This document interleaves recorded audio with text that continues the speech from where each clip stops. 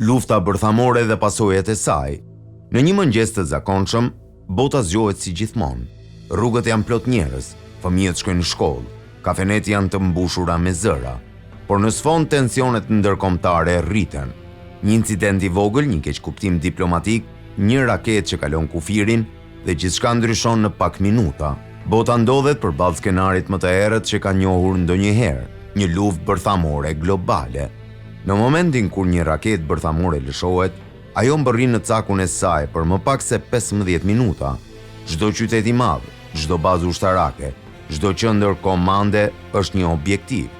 Shpërthimi është më i fuqishëm se mijëra bomba konvencionale të hedhura së bashku. Temperatura në epiqendër arrin mbi 1 milion gradë Celsius, më e lartë se ajo e sipërfaqes së diellit.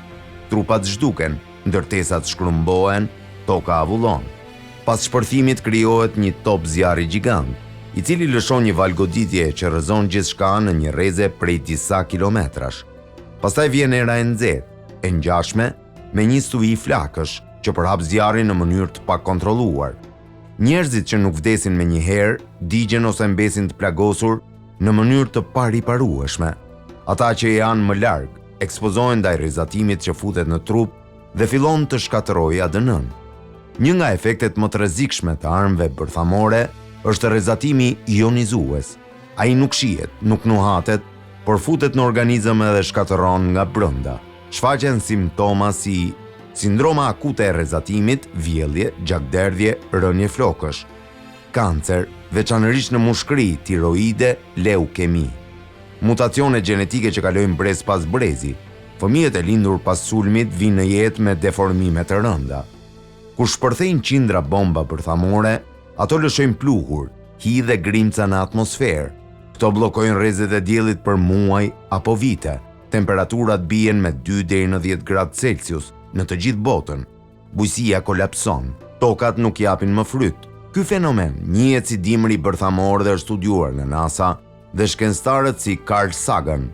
Pas pak muajsh, fillon uria masive globale, pa ushqim, pa ujë të pastër, pa energji, sistemet shtetërore bien.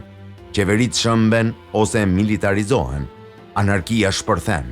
Mijëra njerëz përpiqen të arratisen nga zonat e prekura. Luftë për mbijetesë, grabitje dhe krim.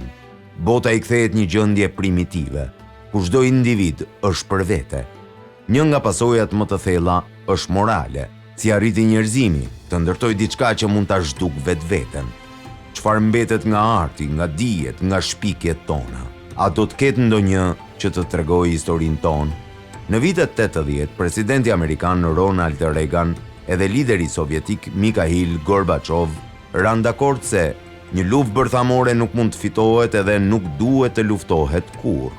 Por sot, më shumë se 13.000 koka bërthamore ekzistojnë në duart e disa liderëve që shpesh flasin më shumë me egon se me arsyen. Pyetja nuk është a mund të ndodhë, por si do të veprojmë ne si njerëzim për ta parandaluar. Nuk do të ketë fitues në një luftë bërthamore, vetëm të mbijetuar që do ta mallkojnë ditën kur ajo nisi.